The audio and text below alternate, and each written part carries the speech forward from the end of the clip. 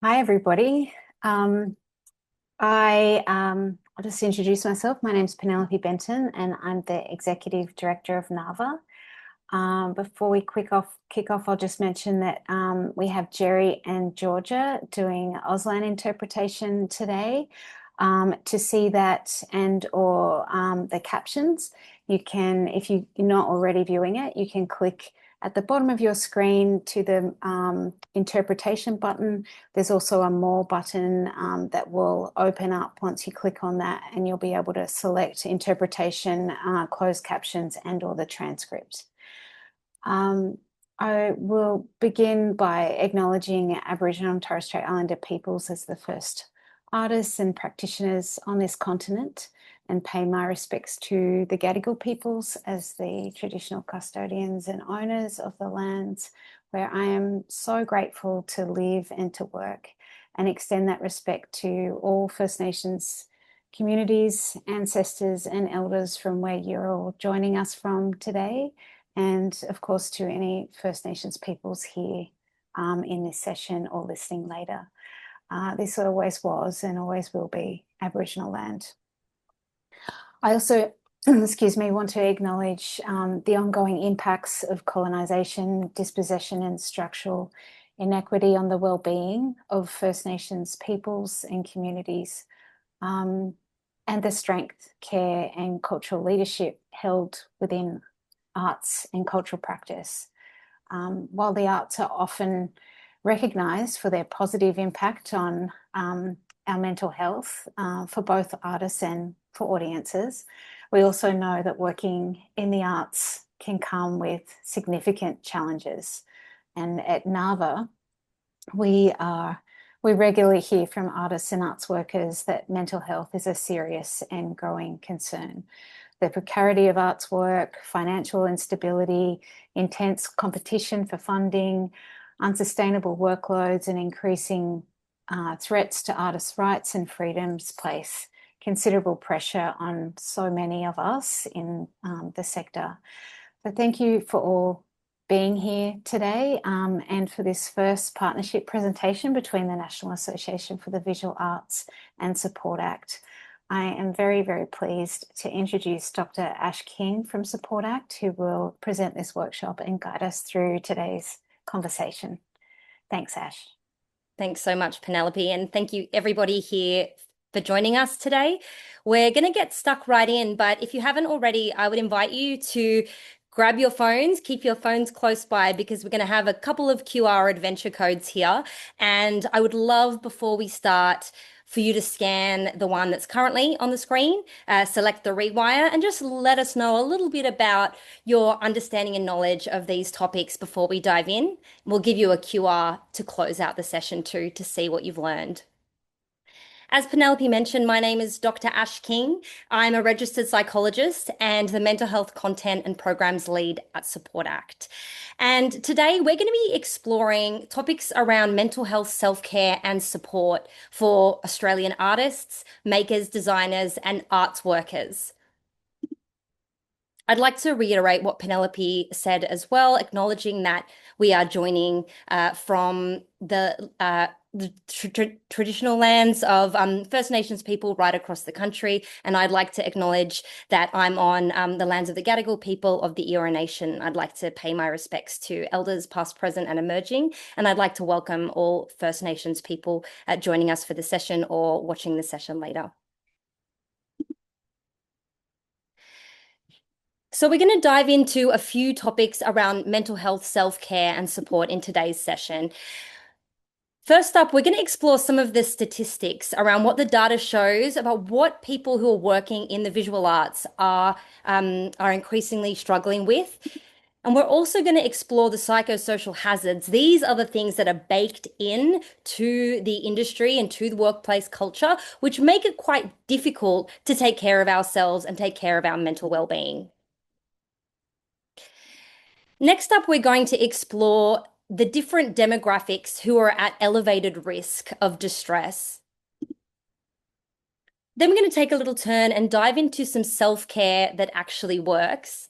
We're going to explore support and how we might better support our colleagues, our fellow artists, and the people that we are moving through the world with.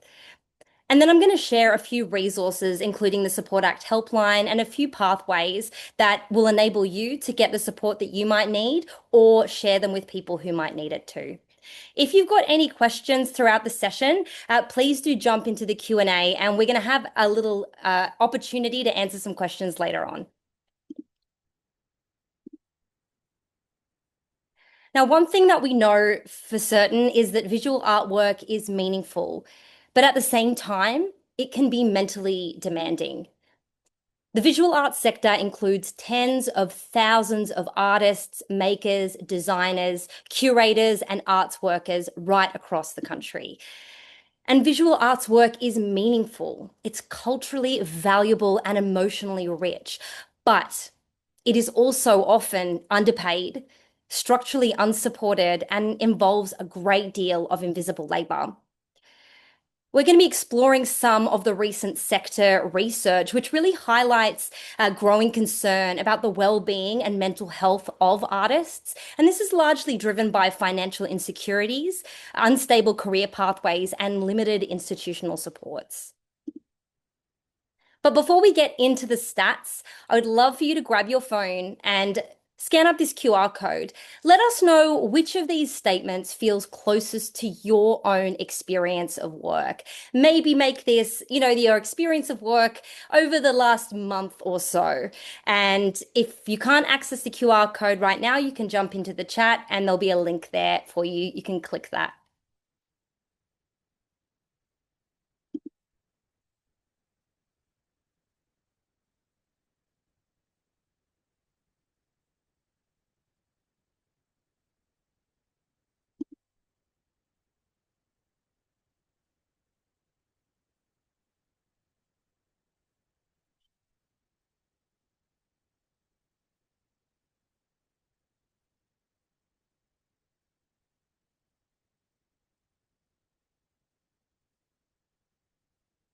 All right, so hopefully you've all got the opportunity to scan up that QR code. I'm going to jump into the responses now. I'm going to see how we're all sitting with some of these prompts.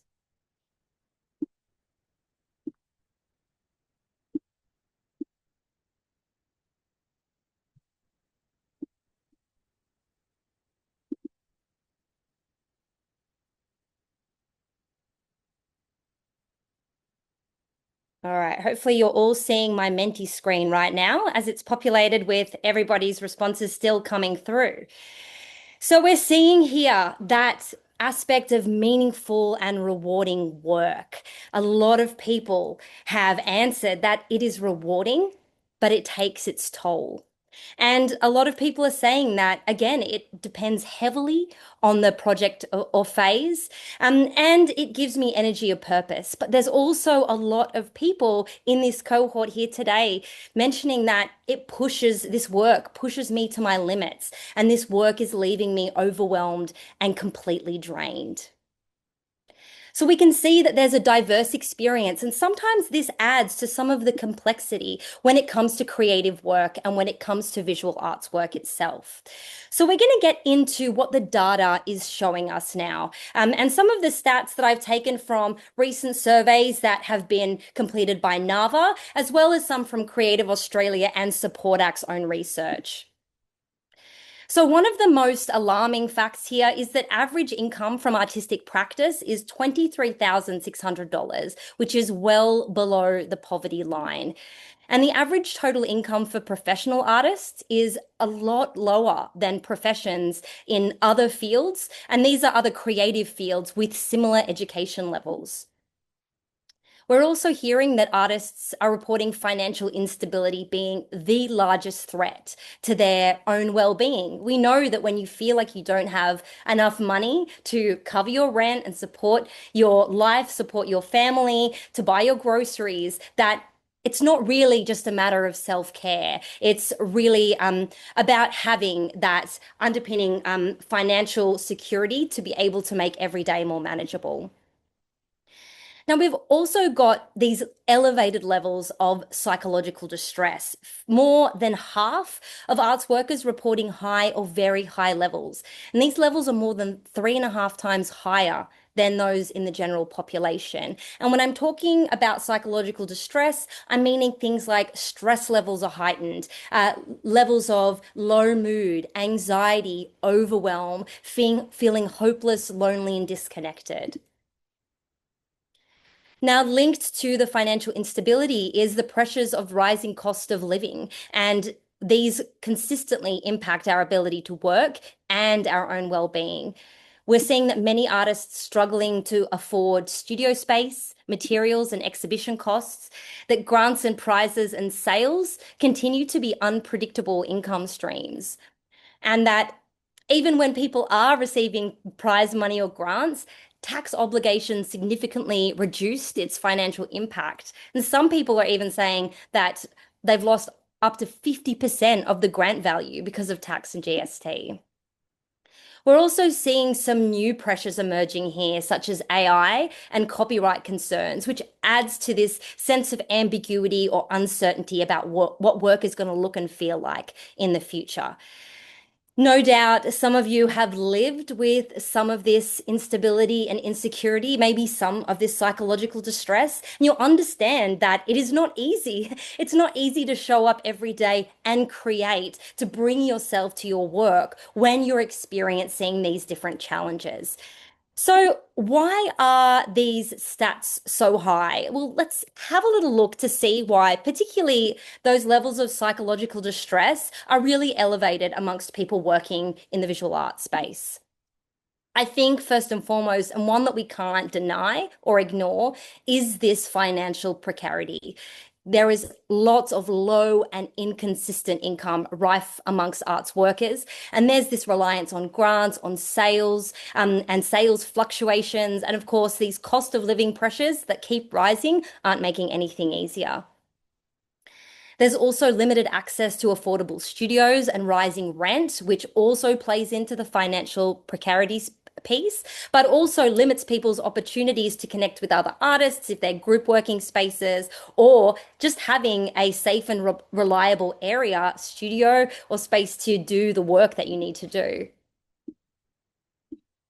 Isolation can also be a challenge, with many artists working alone for long periods of time without structured teams or ongoing workplace support.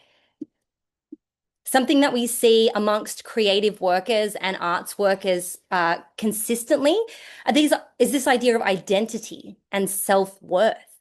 Because when your work is personal, things like criticism, rejection, and funding decisions can feel really personal. The workload itself can also be taxing, with a great deal of invisible labor. Things like grant writing, unpaid exhibitions, admin, promotion, and teaching work layered on top of creative practice.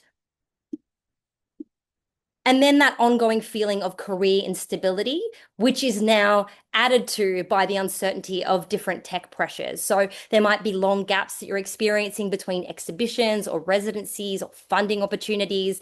And then there might be this growing concern about AI. What is it here to do? How is it going to impact things such as copyright and the use of my work? And how does my consent play into that? So, with all of these different hazards playing at once, this can really create a kind of pressure cooker environment for us to work on, and it's quite taxing. It's going to have an impact, a real impact on the body and mind. And when we're feeling that psychological distress impact, when we're feeling depleted, anxious, uncertain, and unsure about what work looks like into the future, it can also impact our ability to meet our creative work wholeheartedly, openly, and values driven.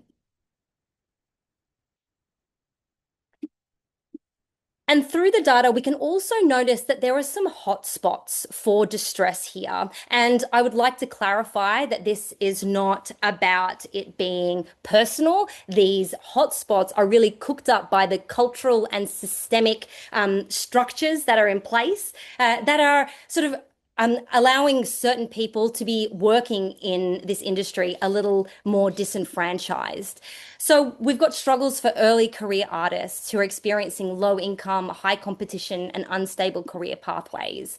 Artists with disabilities, where there's barriers in access to opportunity, spaces, and support. All the artists who are reliant on grant funding, where there's tax rules, competition, and the burden of administration, and this can create additional stress. Regional artists have limited access to networks, galleries, and professional development opportunities. Mature and mid-career artists have concerns around ageism and inequitable access to funding. And finally, those visual arts workers who are embedded in the grant cycle stress loop, where they're experiencing that financial precarity and stress, having to engage in a grant application, play the waiting game, experience rejection, have to metabolize that rejection, lots of self-doubt coming up, uncertainty, insecurity in one's ability and identity as an artist, and then having to try that all again. So now that I've mentioned a few of the hotspots for distress and a few of the things that really elevate this risk of us experiencing psychological distress or poor mental health, I would love for you to jump back on with your phone, scan out this QR code, and share where you notice your own risk increasing.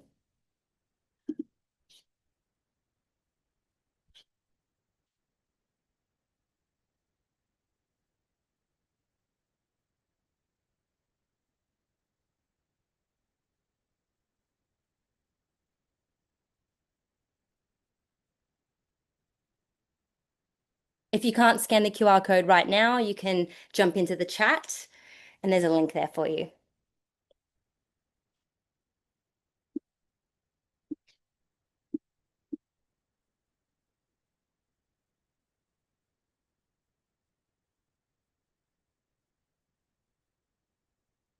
So let's jump into the responses.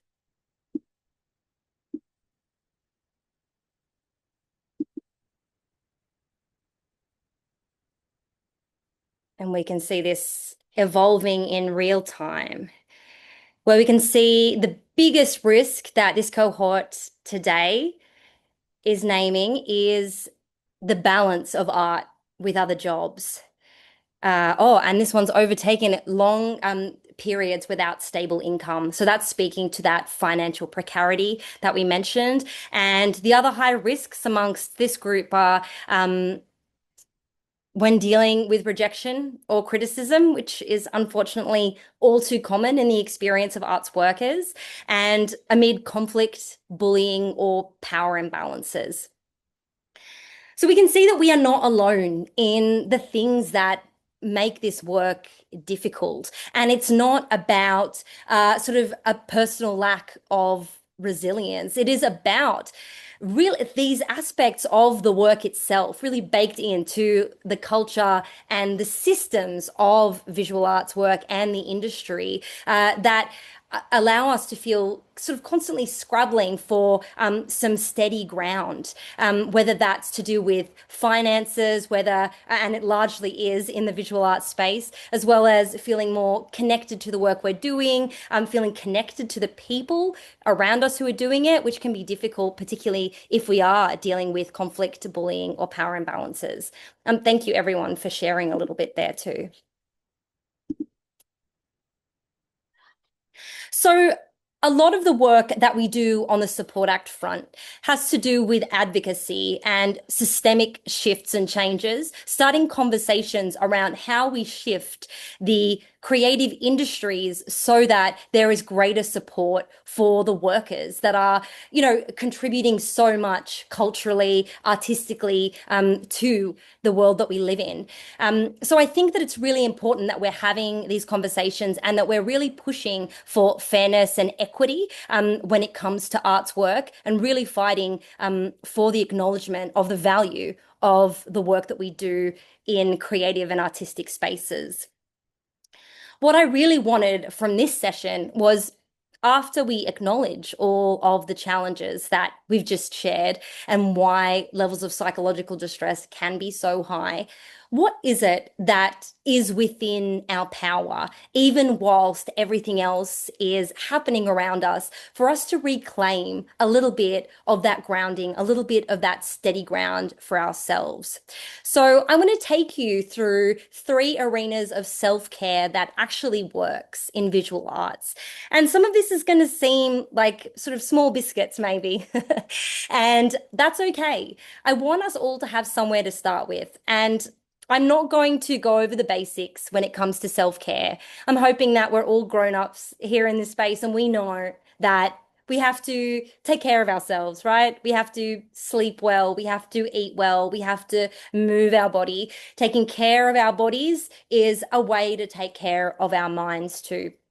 However, given that there are additional challenges for people working in the visual arts space, I think that there's a few arenas of self-care that people who are working as artists need to be particularly aware of. So we're going to think more today about maintenance, containment, and recovery. And I'd love for you to think about which of these arenas of self-care is maybe a little neglected in your own work and practice at the moment.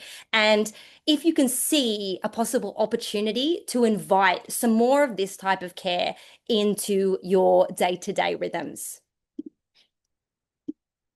So what we're going to be exploring is nervous system regulation on the job.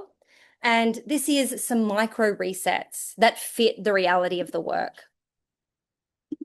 We're also going to touch on boundary hygiene. So we want to be able to set some boundaries for the work that we're doing and in the workplace relationships that we have to try to maintain the best conditions and practices to keep you well enough to keep making good work. And then finally, that identity piece, loosening the knot between who you are and whether you're currently producing.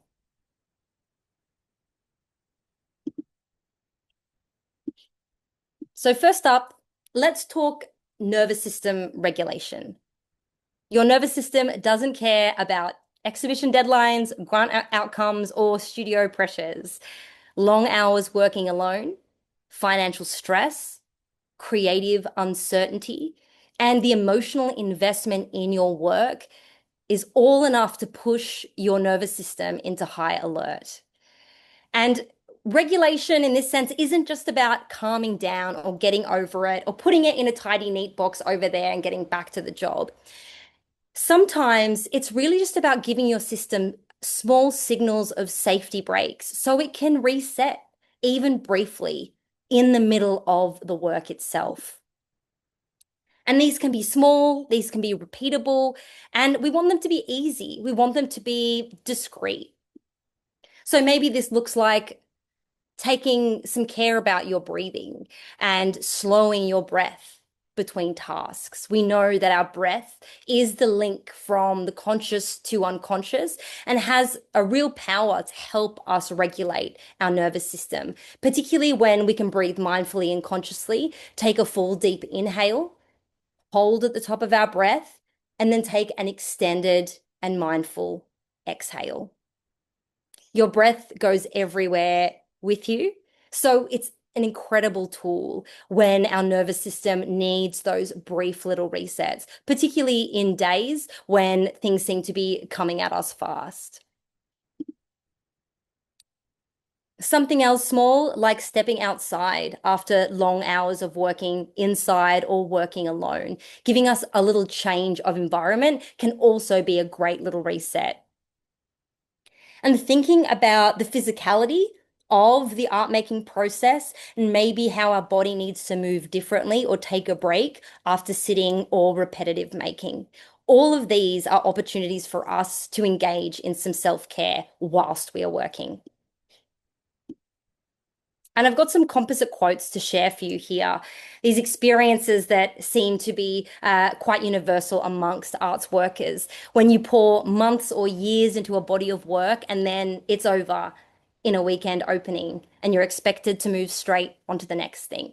You can see how, when it comes to the rhythms of our nervous system, if we're constantly pushing, it doesn't get that opportunity to come back down to that sense of regulation of equanimity. And sometimes that requires a little bit more conscious effort on our part.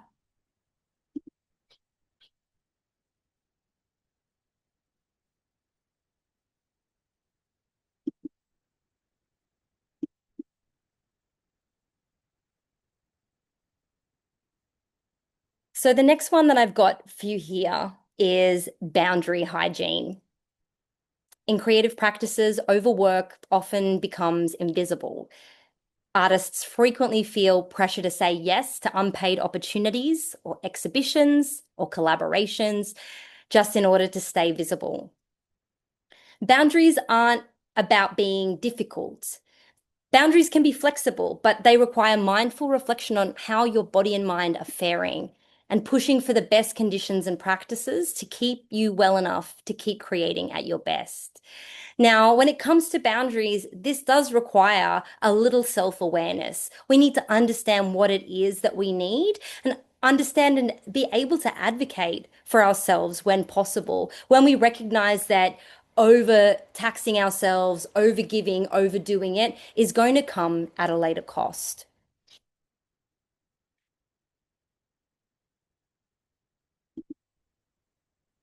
So, what might boundary hygiene look like in practice? It's that noticing of when we're overdoing before the exhaustion hits in. And sometimes this can be subtle. It can show up in very different ways from person to person. Maybe it's about not engaging in the different external relationships and friendships in the way that we usually like to. Maybe it's stepping away from other hobbies or self-care practices because we feel like we simply don't have the time. And yet, it is those things that tend to fill our cups so that we can show up to the work in fuller ways. And next up, it's separating what's urgent from what's just loud. And sometimes there can be a lot of noise in creative spaces. We feel like we need to spread ourselves out so that we're available for every single opportunity. But that spreading comes at a cost. So sometimes we need to reconnect with our inner voice, with the values or that compass that drives us in a values-led direction. Trying to understand what it is that's going to lead us to do the work that we're most proud of and to be able to support ourselves in the best way. And I think that sometimes that can be difficult because those can feel like they're at odds. And now this one, which I'm sure is going to feel like a bit of a luxury for many of you watching today, is this protection of recovery time. I'll say as best you can, particularly after intense periods of making or showing work, because this is going to be something that requires a lot of you, and anything that requires that level of energy and output needs to be fed back. In the arts, saying no can feel risky. The line between protecting yourself and disappearing from opportunities is very thin. We get it. And that's why boundaries can feel scary. They can feel selfish. They can feel threatening. However, we have to lead with this because we're at the end of the day needing to protect our bodies and minds so that we can continue showing up for the work. And that sometimes means setting those boundaries and understanding our limits so that we can work best within them.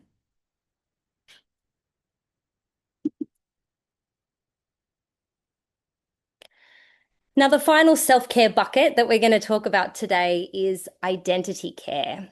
And this is when work is deeply personal. Rejection can feel personal as well. And just like we saw in those Menti results, artists regularly face rejected grants, unsold work, cancelled exhibitions, limited recognition. These are hard on our sense of self.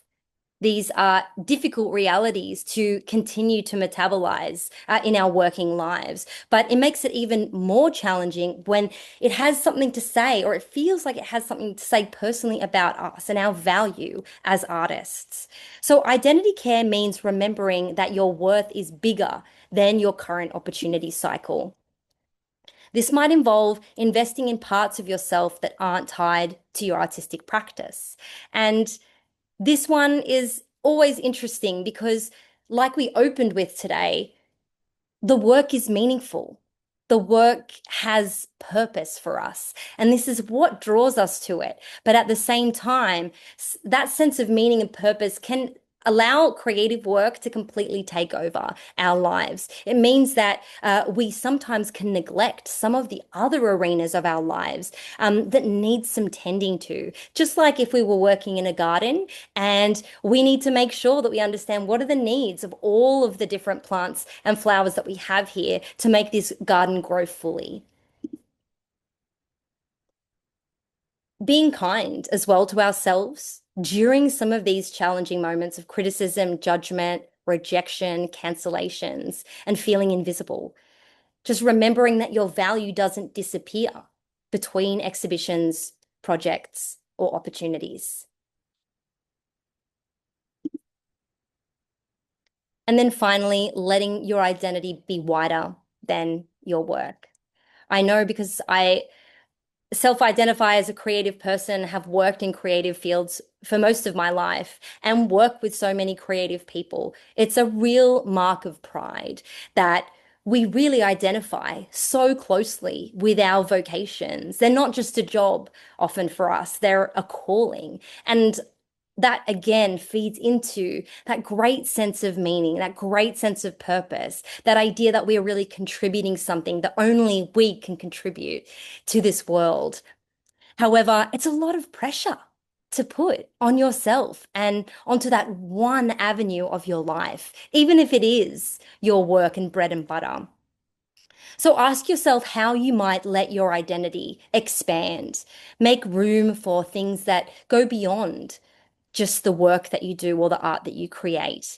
And that might mean outside of the creative spaces altogether. It might mean a bit of a pivot within the creative spaces and trying something different, something more playful that's not wrapped up in all of this sort of professional heaviness and weight.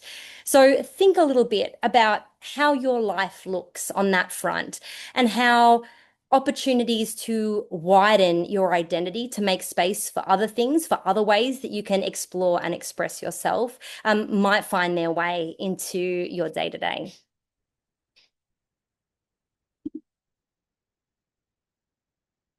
When an exhibition ends or the work dries up, it isn't just the job that disappears. The sense of who you are can disappear along with it too. So this really highlights that identity piece and how when it's tough on the work front, it feels like it's tough on the soul front too.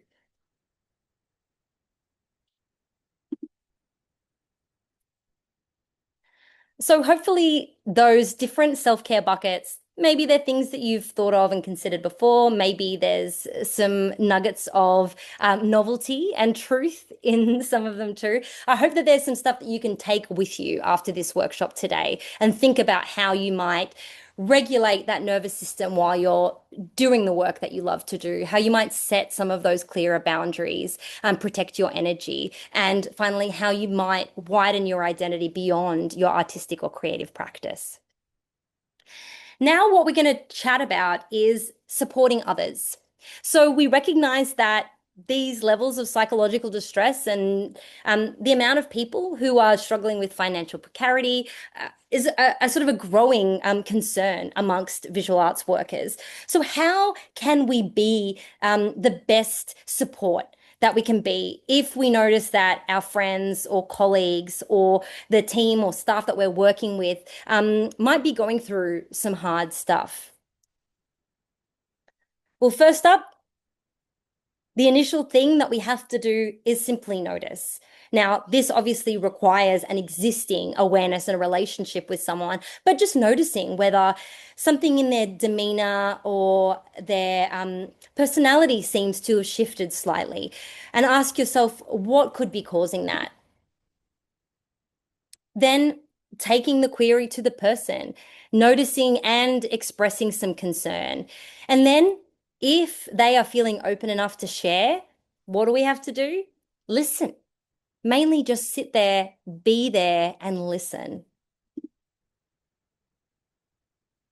Now, listening is not about solving everyone's problems, but something else that's really useful if someone is expressing that they're dealing with psychological distress, that they're feeling anxious, they're feeling distressed. You might want to lead them to some avenues of support. And so that might be referring to other mental health professionals or different agencies, unions, or guilds that might have a greater capacity to support that person long term.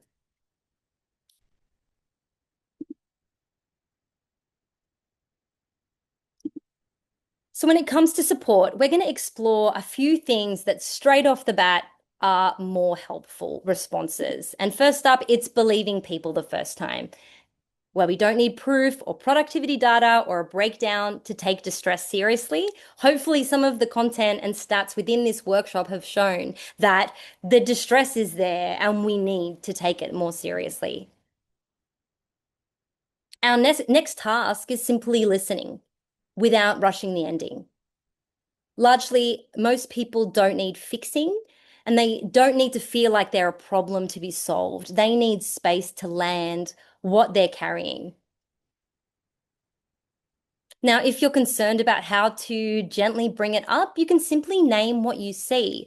I've noticed that you've seen under a lot of pressure lately, or I noticed that things have been rough for you. Sometimes just some of those soft and gentle inquiries is enough to open a door. This one is really if you've got sort of set roles within an organization, or within a business, it's just about keeping your role clear. And being supportive doesn't necessarily mean becoming someone's therapist or counselor or being their manager or being their savior. That's when those boundaries come in handy, recognizing where your limits are. Now, normalizing support seeking is something that's really important as well. And particularly when we start to treat help seeking as standard maintenance and not as a last resort. So, not when things go so far. Checking in again is also useful. So, one conversation rarely does the job. Follow-up signals show that you care without intrusion. And finally, you want to point to options, not ultimatums. You want to offer pathways rather than telling someone what they should do. Give them some agency in their own journey here and point them to a few available options, which is what we're going to go through shortly. So we've shared a little bit about what is helpful. Here's some things that are not so helpful on the flip side of this. All right, minimizing or reframing too fast, which is that's just how it is here, or how it is in this work, or at least you're working, or you've gotten funded before. Sometimes that can shut people down, even when it's offered from a space of really goodwill. When someone is in a state of distress or in a state of suffering, sometimes that minimizing or reframing can feel quite dismissing. When we rush to problem solve before understanding. So again, when we jump to solutions, it can feel like being silenced, not supported. So that's when some of that deep listening comes in. When we're asking questions, we're really wanting to understand what that person might be going through. The next one is making it all about resilience or toughness. And endurance isn't the same thing as well-being. One thing that we know about arts workers is that many are deeply resilient. Many people who have spent lots and lots of years working in these industries that don't have the systems in place to support them and their well-being, and yet they continue, still they rise, still they show up making incredible art. But this is where we need to start to change the conversation. We shouldn't be putting all the pressure on the individual just to harden up and get on with it. Another thing that tends to come from a really genuine place is oversharing your own stuff. And this is where we're hoping to relate or connect to the person, but sometimes we can hijack the moment. And what was previously about listening and supporting and understanding turns to a moment that we've hijacked with our own story. So just being quite mindful of our tendency to do this, we often are more comfortable relaying experiences that we have been through rather than sitting back and listening to someone talk about something that's affecting them. Now, again, this one is more regarding workplace confidentiality, but just being mindful of promising confidentiality that you cannot guarantee, particularly when someone might be in crisis and need some more dedicated support. And one thing that can also be challenging is being the only support. Now, this is kind of where those boundaries come back into being necessary. This helps no one and quietly burns you out. So really just checking in on this person, and seeing who else they have in their orbit that might offer some care and some support. And finally, something that we really want to avoid as much as we can is this just waiting for crisis, waiting for burnout, waiting for things to get bad. Early support is prevention. It's not an overreaction. So that's why we have to have these conversations as much as we can. That's why we have to have awareness and mindfulness around the shifts and changes in the people around us, and show that empathy and care and concern when we check in and we've noticed any changes.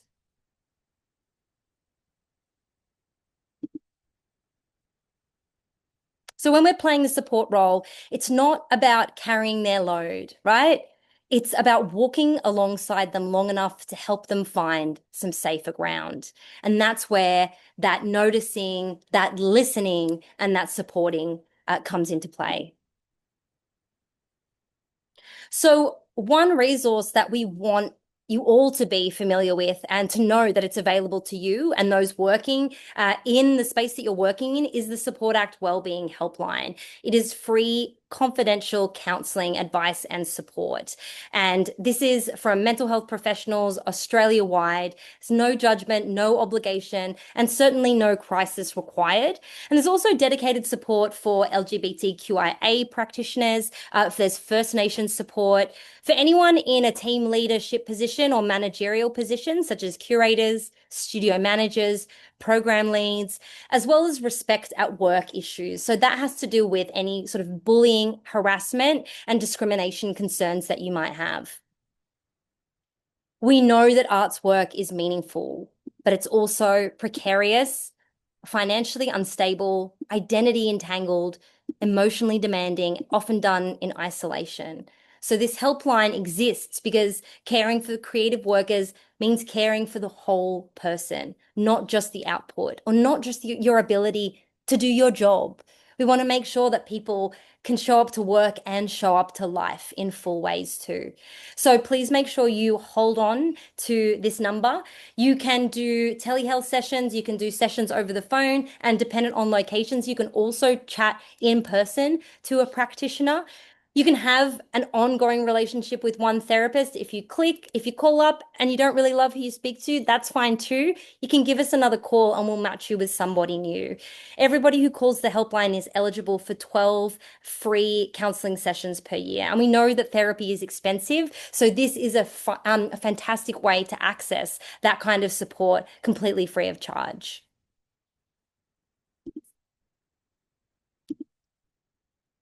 So beyond the counselling support via the helpline, we also offer programs, workshops, and free resources for people working across creative industries, but also specifically for visual arts workers. So we have an emerging microsite online now where we're building our resource pool, and we're also building out workshops such as these, as well as on more tailored subjects such as stress management, or if you want to learn more about boundaries or learn more about burnout, we have different workshops for those topics too. Of course, we had Penelope introducing NAVA, National Association for the Visual Arts. And this organization that you're all probably very well aware of is an influential advocate for Australian visual arts, craft, and design sectors that also offer a lot of sort of training, education, and advocacy opportunities. Now, there's a number of different arts organizations, guilds, or peak bodies, particularly if you're looking for any sort of industry specific support and advice.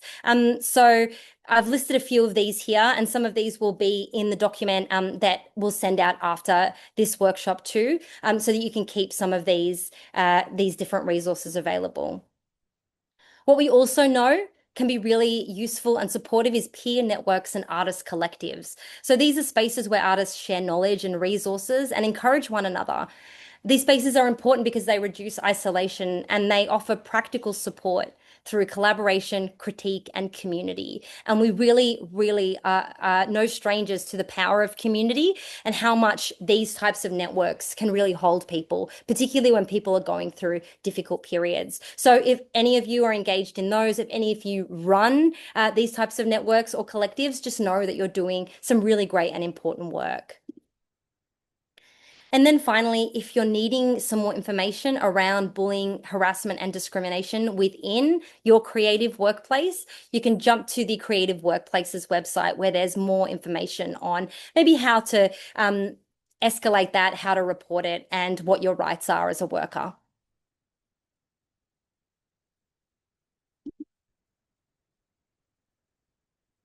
So we spoke about the risks, we spoke about the hotspots for distress, we spoke about the pressure cooker of working within the visual arts space. Then we explored some different self-care strategies to do with nervous system regulation, to do with boundary hygiene, and to do with identity care. We also explored some ways that we might better support people that we notice might be struggling with something. So after exploring some of that content, I'd love for you to grab your phones again, jump onto this QR code and share something, a small adjustment that you might want to try this month in light of what we spoke about today. And this might be something to better support your own well-being, or it might be something to better support the well-being of those around you that you care about. So scan the above QR code and respond to the prompt. You can jump into the chat as well if you need the direct link. Just going to jump in quickly, Ash. Sorry. Hamish from Support Act here, everybody. Ash, somebody wrote in the chat that the QR stuff was a bit quick to respond. So if we could just give people a little bit of time, especially because this one is a written answer. So thank you. And yeah, feel free to put Absolutely. questions in the chat. Thanks, Thanks, everyone. Hamish. I saw that in the chat. So sorry that I've been whizzing through everyone. I'll sit on this QR code for a little longer and give you some time to reflect. Brilliant. Thank you.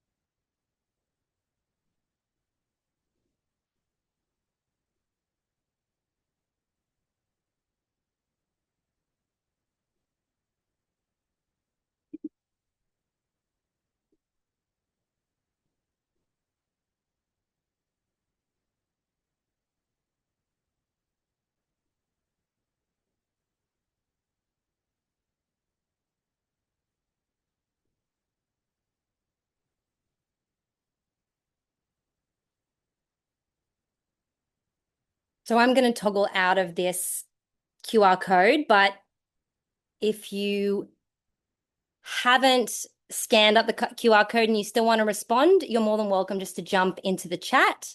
And you can see that Hamish has shared the link to respond to this Menti. So let's take a look at some of the responses.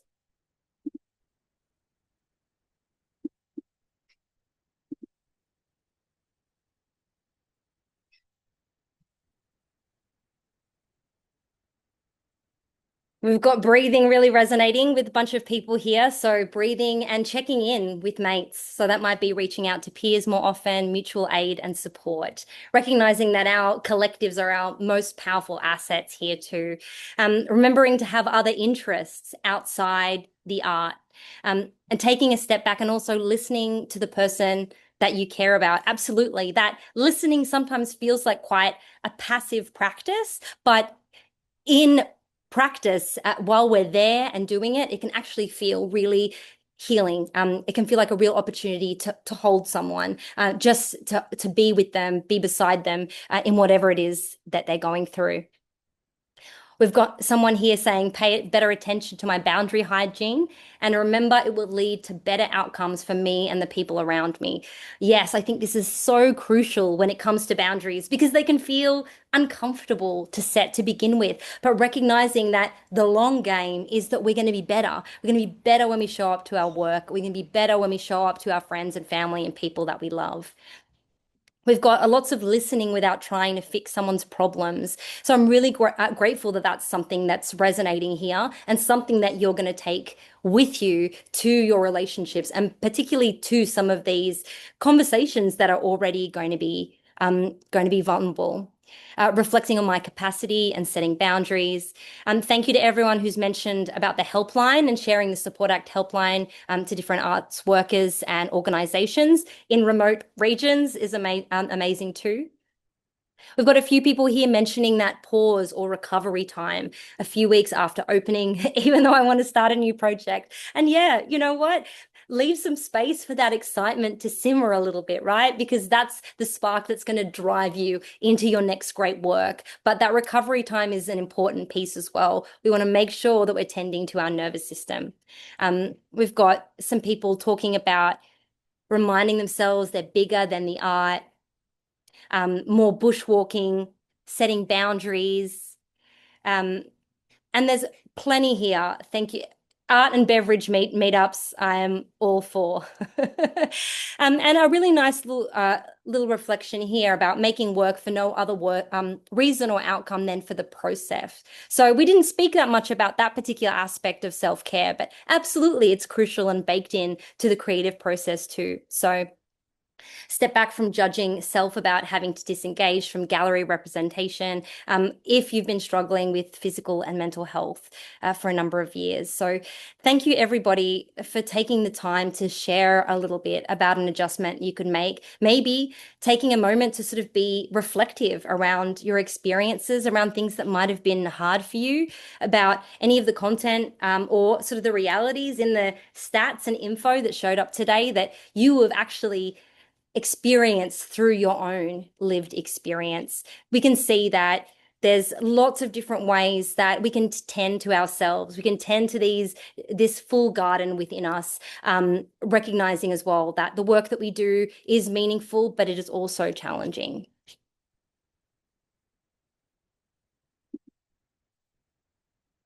And so this brings us to the end of our session today. I did just want to share that this is a little PDF doc that we're going to have sent out to everyone who's registered for today's session. So most of the things that we discussed is captured here in this psychosocial care kit. It gives you a little bit of information about, signs you can look out for that your nervous system might be under some extra pressure and some little easy nervous system resets, a little more about boundary hygiene and identity care to take with you, and then some more information about those resources and when it might be good to reach out to someone or to get help if you need it too. Like we mentioned today, visual artists face some of the highest levels of financial instability right across the creative industries. And many of the pressures that artists face are systemic. They are not personal failures. small acts of care, of connection and support across creative communities can make a real and meaningful difference. So thank you so much, everybody who's shown up for today's session to learn, to reflect, to share a little of your experience. Just your presence today and your ability to show up and be a part of this workshop indicates that you're there as an advocate for better support, mental health wise, psychosocial support within creative spaces and within the visual arts space in particular. So thank you so much. We hope that there's a range of different resources that you can utilize for yourself that are free and accessible anytime Australia-wide. I think that's going to bring us to the end of our session today. And I would also say that if there are topics that you would like for NAVA and Support Act to present and expand on, as mentioned today, maybe it's de-escalation, maybe it's about having some of those more trauma-informed communication skills, maybe it's the bystander intervention training with our Speak Up Safely, or even some of the smaller topics that we deliver on, such as boundaries, imposter syndrome, stress management, burnout, and more. So if you're interested in any of that and you think that it could be useful for yourself and your colleagues and for your creative practice, please do jump in and share your ideas through to nava@visualarts.net.au.